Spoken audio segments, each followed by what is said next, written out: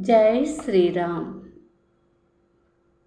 రామాయణం బాలకాండ సీతారాముల దివ్య చరితం. సీతాదేవిని రాముడు అరణ్యాలకు పంపడానికి కారణమేమిటి? సీత యొక్క పాతివ్రత్యాన్ని ఒక సామాన్య పౌరుడు సంశయించటముతో శ్రీరామచంద్రుడు ఆమెను అరణ్యాలకు పంపవలసి వచ్చింది. ఈ సీతాదేవి అరణ్యవాసం చేసేటప్పుడే వారికి లవకుశులు జన్మించారు. సీతాదేవికి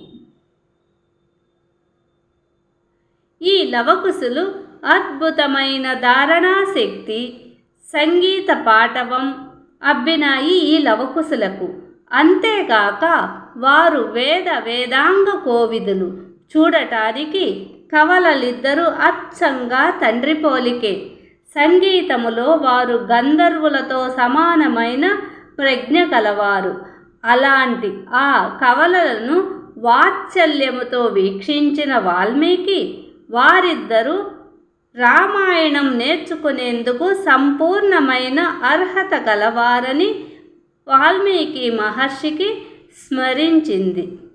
ఆ తర్వాత వాల్మీకి మహర్షి ఎంతో శ్రద్ధతో లవకుశులకు రామాయణాన్ని నేర్పటం ప్రారంభించారు.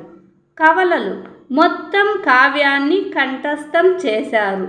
లవకుశులిరువురు వాల్మీకి ఆదేశాన్ననుసరించి వారు మహర్షులు, విద్వాంసులైన బ్రాహ్మణులు, విశుద్ధ హృదయులై ఇతర పుణ్యజనుల సమక్షములోనూ శ్రీరామచంద్రుని అద్భుత లీలలను గానం చేశారు.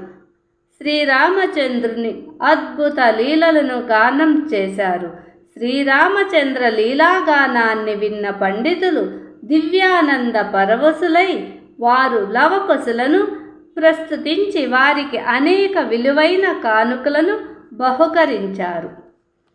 నాటి నుండి లవకుశులు రామాయణం మహాకావ్యాన్ని గానం చేస్తూ ప్రపంచమంతటా పర్యటించసాగారు. పర్యటనలో క్రమముగా తుదకు వారు అయోధ్య చేరుకున్నారు. పురవీధులలో ఋషికుమారుల వేషంలో సంచరిస్తున్న ఆ బాలురిద్దరిని శ్రీరామచంద్రుడు చూశాడు. తన దివ్యలీలలను అద్భుతముగా గానం చేస్తూ అంతటా నీరాజనాలందుకుంటున్న గాన ప్రతిభను గురించి విన్న శ్రీరాముడు రామాయణం గానం చేసేందుకు వారిని తన రాజసౌధంలోకి ఆహ్వానించారు. అయినప్పటికీ శ్రీరామచంద్రుడు ఆ లవకుశులను గుర్తించలేదు. బాల ఋషుల జంటను సాధారణముగా సత్కరించిన మీదట ప్రభువు వారిని తన రాజ్యసభకు ఆహ్వానించాడు. ఈ రామాయణ బాలకాండను భక్తితో వీడియో చూడండి.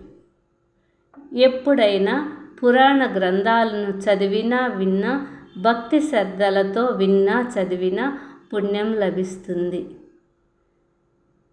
ఏదైనా మనిషికి కావాల్సిన ఆధ్యాత్మిక చింతనలో భక్తి ప్రధానమైనది కదా.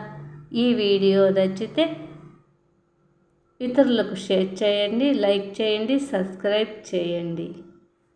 రామాయణం అందరికీ ఇష్టమైన కావ్యం.